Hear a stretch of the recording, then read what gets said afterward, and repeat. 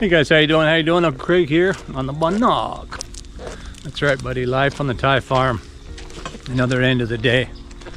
You see that sunset? It's not really sunset right now, but I just got a delivery of this is a 10 centimeter auger drill blade. You know, I got that 10-inch one.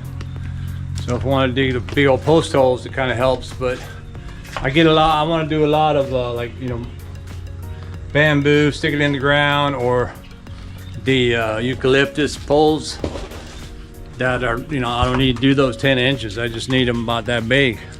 That thing will come in handy. Hey, check it out. 3 heads are better than 1. Boom. Look at these things. This is a monster, man. These are, you can see my hand, but that's like full. That's predator heads, man. I like them. I like them a lot. Got them from a guy who, I don't know, I think he said he had like 100 of them. But one of my wife's, I think, school friends or something. Anyway, he's from here. He came over. He had a bunch of them in the back of his truck. He's like, "Hey man, you can have these on." What? Because he knows I like them. They're twice the size of mine. The one I have under the can, you know, the porch over there, and then the other one. We had some friends over, neighbors and stuff over last night. Caught some fish, and you know, I was telling my wife this morning that some of them kind of stayed late and might have drank too much because we had to bury them over here. Got them all lined up in their body bags. Looks like you know, I'm gonna have to talk to their parents. Yeah, my wife dug it up. But yeah, I worked all the sun up to sundown. The sun's not down yet, but I worked it today, man. It was blazing hot. I got out here at 7 o'clock in the morning. It was brutal. There's my word again, brutal. But hey, check it out. Bam. I'm sitting on my bridge, man. So I'm not quite finished, but I kind of am finished to the bridge part of it. I got it all the way done, all the way up. That's a great picture, actually, of all that green grass on the sides. But I haven't made the attachment that goes right here to the edge. I'll do that tomorrow. I got one piece of wood, some other stuff. I'll have to double bolt. This is what I did on the sides. Where I don't know if you can see it. Well, yeah, on the sides, you know, the wood that I bought yesterday was they were 4 meter long pieces, and so this is like, what is it, 12 meters, 20 meters long, I think. Anyway, so what I did was I put one 4 meter piece that went in from post to post, and it covered, it's extended there.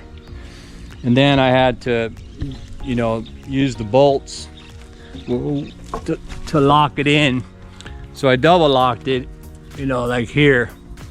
You can see, so I got 1, 2, 3, and then 1, 2, 3 bolts with a big long piece underneath. This piece is actually wider. It's like an 8-inch instead of a 6-inch. So, you know, secure all those together and add that other 4 meter here, but it wasn't quite 4 meters, only 3 meters I think that I needed over there. So I did that, you know, on both sides. And then I have to do it again over here. So I only have the one attachment, one side done now, and then when I put that one that goes out to the ledge out there, I'll attach it here tomorrow. And I actually haven't screwed these down, but I'm not even gonna screw it. Actually, I'm gonna nail. I'm gonna pre-drill because the wood's hard. So I'll pre-drill on the top, and then I'll put probably 2 nails, if not 3. Probably better to be 2, I think. You know, all the way down. But you know, I think it should be able to hold me now. Whoa, hey, yeah, buddy. And it's not moving, not swaying. Pretty solid stuff. Pretty good, I think. This last part, what I did was so the beam goes underneath. Let me see if I can change it. The beam goes underneath here, and then I didn't want to put it up high and then have this thing ramped down. So I let the beam lie where it was, which comes under just like underneath here. And then I put 2 more pieces on the side. I bolted them, double bolted them through there to hold these there. And then I put like 3, you know, 16 penny nails through into here. And then I actually put a couple down into it that way. It's like super synced, but I am gonna, I have some metal in the shop, and I have flat metal, so I'm gonna weld 2 pieces together and make a L bracket for both sides of this. And actually for the underside where the single piece meets, I'm gonna make that real secure. I might very well put another piece of wood back here just for kicks or whatever. And then I just have this one up here for the aesthetic part of it. But this will be like the last, this will be the step. So I'll have that covered. It'll be just one step basically to go onto the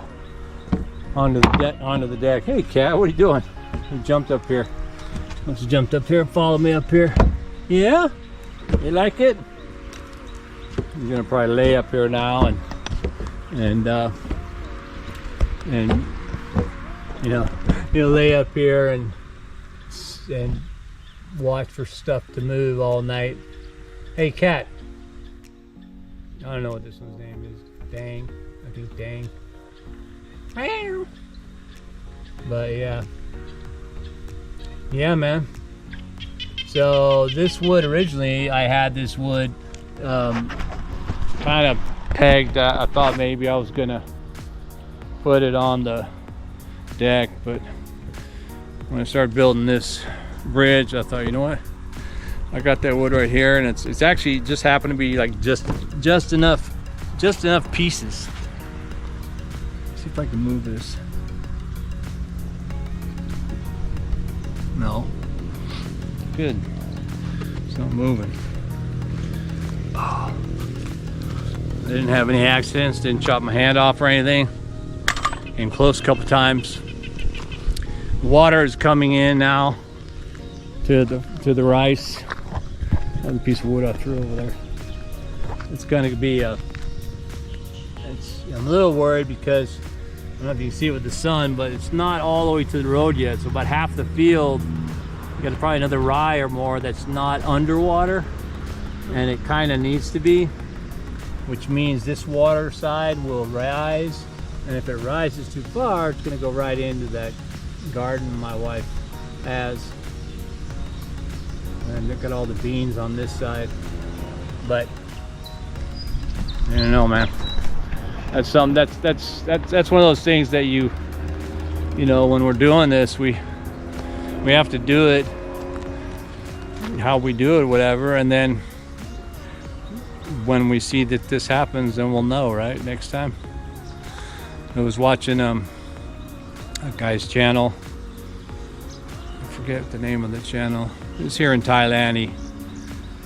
He built a store, like, so he has a little house with like a little front, I think you say it's a courtyard because he put a wall around it with a gate right to the house, but it's not that far back. Anyway, he built a chain link fence, screened in patio on the front for a little mini mart. It was all pretty cool stuff.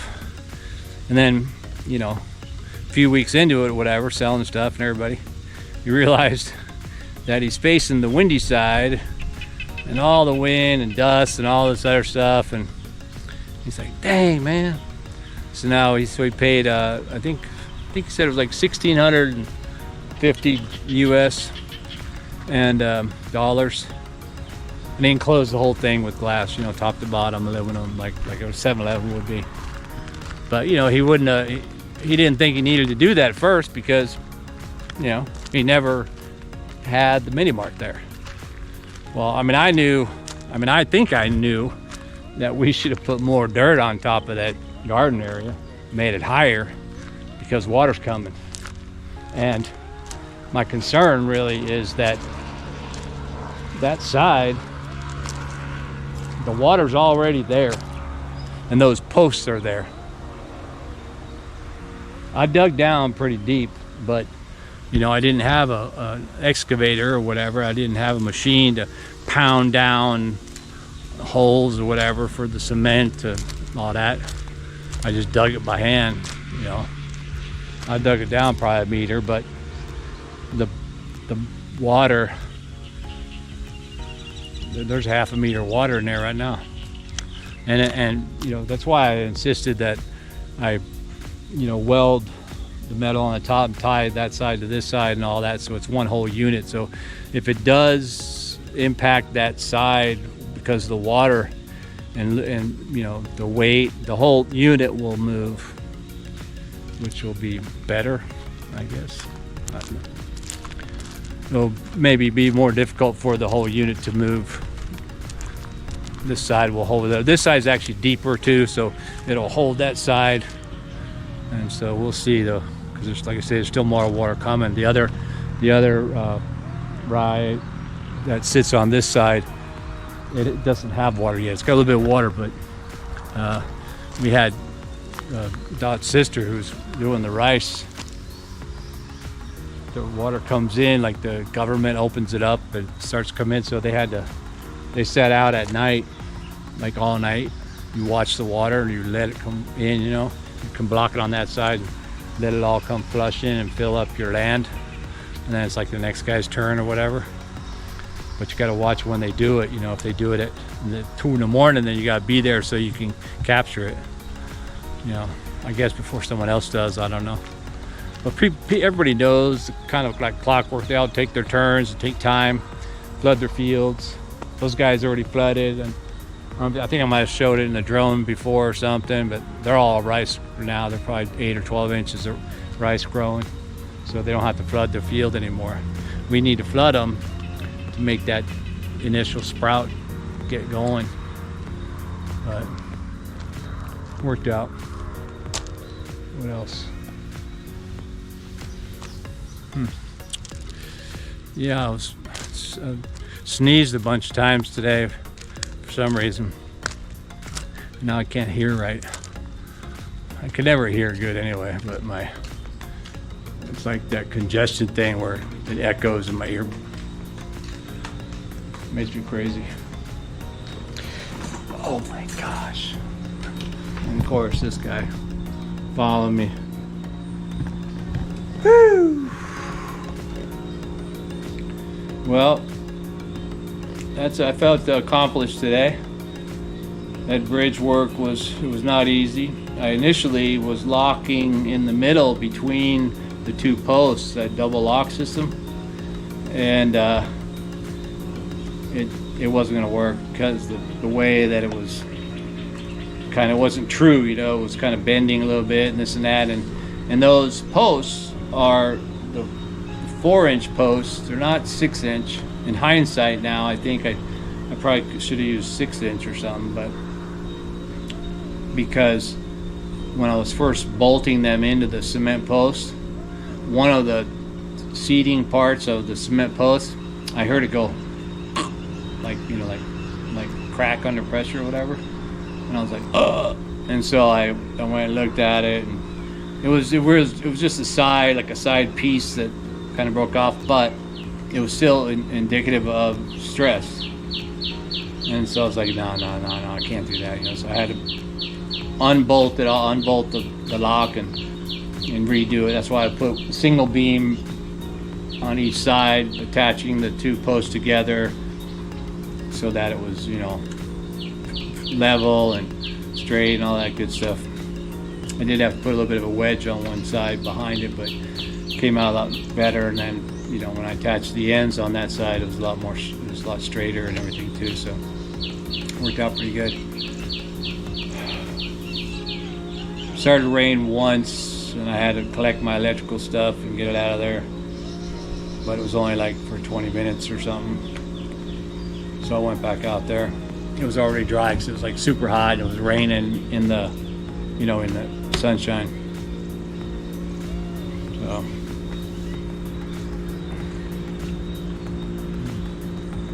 what'd you guys do today? Me, I just did more retired stuff, right? I built a bridgeway to my over the pond patio. Pala, sala, shack. Haven't given it a name yet. I guess I call it the pond sala.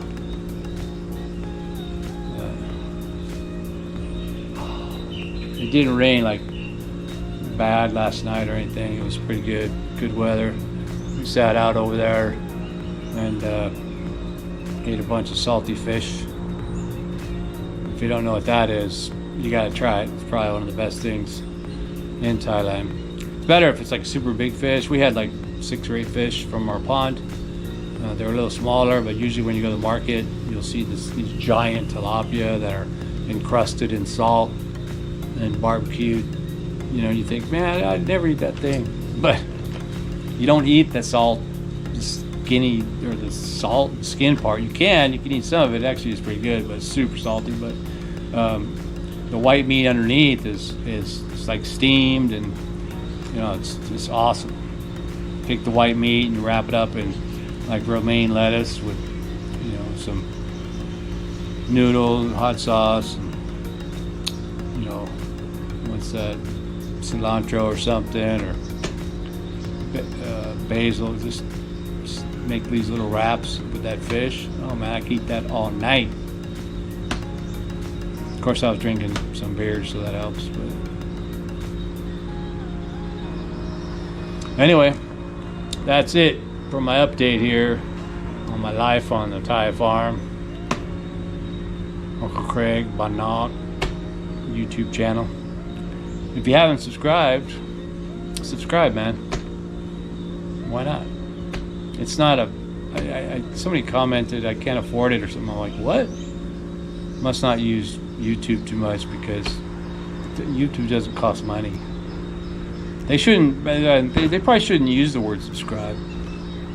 They have, just like when you say follow me on Twitter or follow me on Facebook, they should say follow you on YouTube, because that's what you're doing. I mean, when I follow somebody on Twitter, I'm basically subscribing to their Twitter feed, you know, or to their Facebook feed. It always shows up on my stuff. Their Twitter shows up on my Twitter. Their Facebook stuff shows up on my Facebook. Same with YouTube. So, I don't know. Maybe, well, there probably is stuff. Yeah, YouTube Premium. Do you have to pay for that? I think you do. But you know, when you subscribe, you're just following someone, so it's free. All right, man. Well, again, thanks for watching, and keep watching, and I'll come back at you.